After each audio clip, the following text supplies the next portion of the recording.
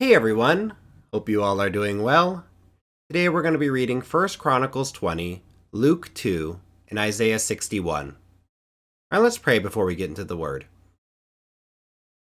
Dear Heavenly Father, thank you so much for giving us this day that we might spend with you and get to know you a little bit more.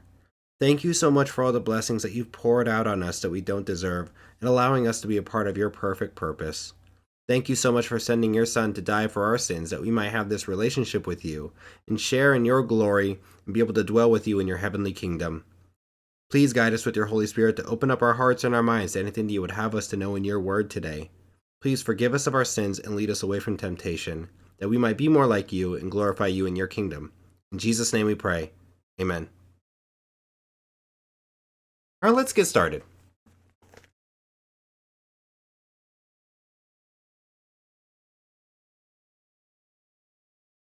1 Chronicles 20.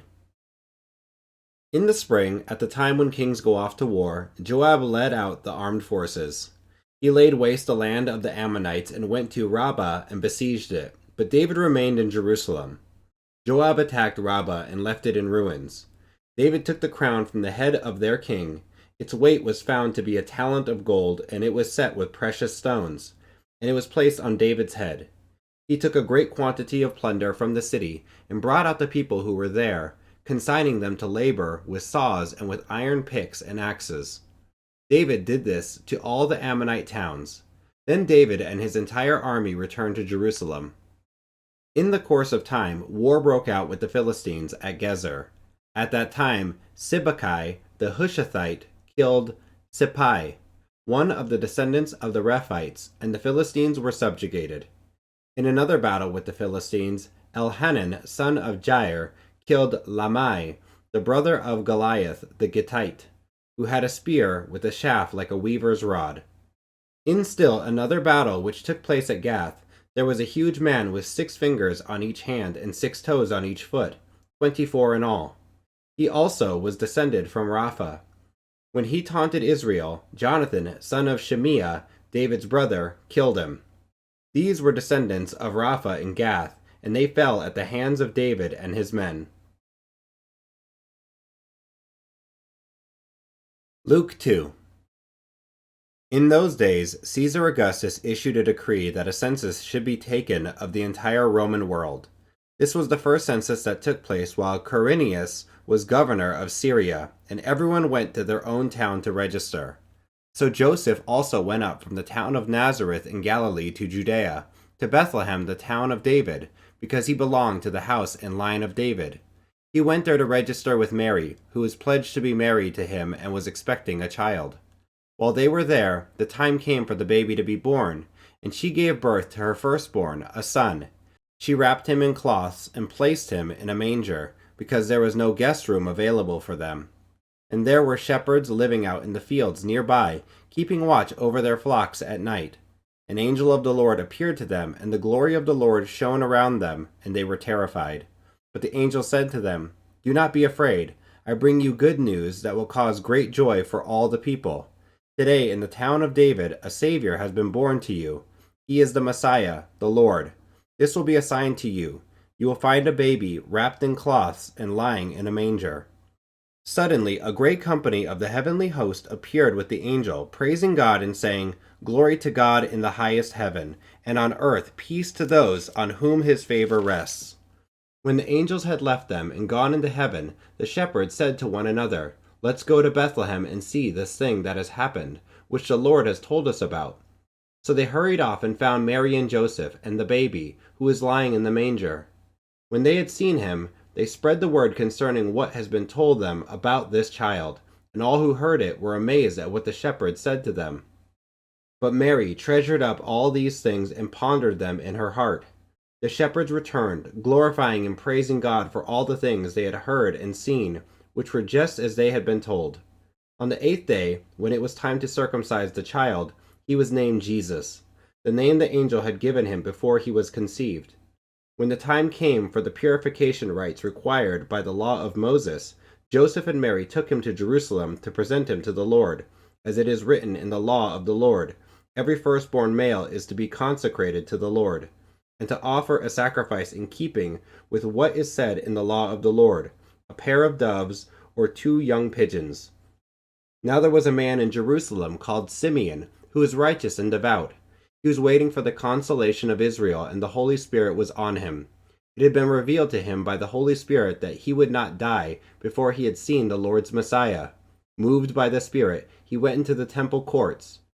When the parents brought in the child Jesus to do for him what the custom of the law required, Simeon took him in his arms and praised God, saying, "Sovereign Lord, as you have promised, you may now dismiss your servant in peace, for my eyes have seen your salvation, which you have prepared in the sight of all nations, a light for revelation to the Gentiles, and the glory of your people Israel." The child's father and mother marveled at what was said about him. Then Simeon blessed them and said to Mary, his mother, "This child is destined to cause the falling and rising of many in Israel, and to be a sign that will be spoken against, so that the thoughts of many hearts will be revealed, and a sword will pierce your own soul too." There was also a prophet, Anna, the daughter of Penuel, of the tribe of Asher. She was very old.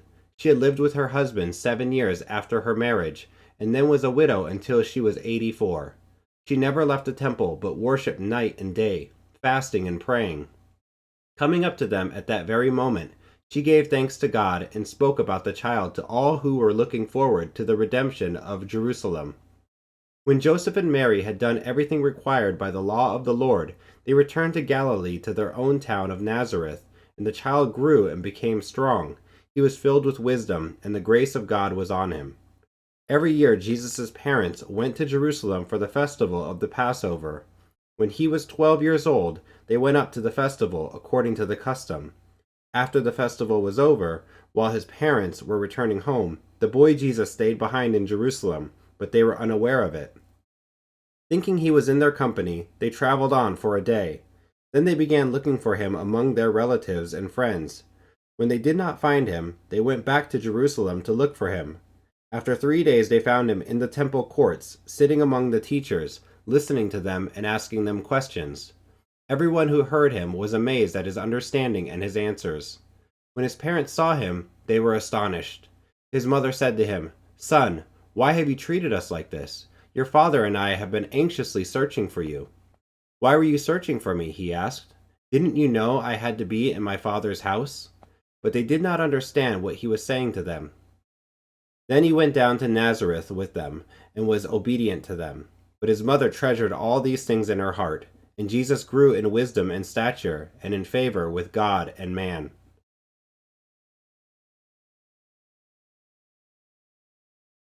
Isaiah 61. The Spirit of the Sovereign Lord is on me, because the Lord has anointed me to proclaim good news to the poor. He has sent me to bind up the brokenhearted, to proclaim freedom for the captives and release from darkness for the prisoners, to proclaim the year of the Lord's favor and the day of vengeance of our God, to comfort all who mourn and provide for those who grieve in Zion, to bestow on them a crown of beauty instead of ashes, the oil of joy instead of mourning, and a garment of praise instead of a spirit of despair. They will be called oaks of righteousness, a planting of the Lord for the display of his splendor. They will rebuild the ancient ruins and restore the places long devastated. They will renew the ruined cities that have been devastated for generations. Strangers will shepherd your flocks, foreigners will work your fields and vineyards, and you will be called priests of the Lord. You will be named ministers of our God. You will feed on the wealth of nations, and in their riches you will boast. Instead of your shame, you will receive a double portion, and instead of disgrace, you will rejoice in your inheritance. And so you will inherit a double portion in your land, and everlasting joy will be yours. For I, the Lord, love justice. I hate robbery and wrongdoing. In my faithfulness I will reward my people and make an everlasting covenant with them. Their descendants will be known among the nations, and their offspring among the peoples. All who see them will acknowledge that they are a people the Lord has blessed. I delight greatly in the Lord. My soul rejoices in my God. For he has clothed me with garments of salvation, and arrayed me in a robe of his righteousness.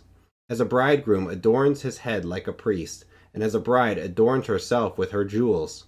For as the soil makes the sprout come up, and a garden causes seeds to grow, so the sovereign Lord will make righteousness and praise spring up before all the nations. Thanks for joining and listening today. If you have any questions, leave them down here in the comments section, and I'll be making some videos where I go through some of those questions, show you some of the questions that I had, and maybe we can find some answers or even dive into it together. Thanks, guys. Hit the like and subscribe, and come back for more. All right, guys, take it easy. Bye. God bless.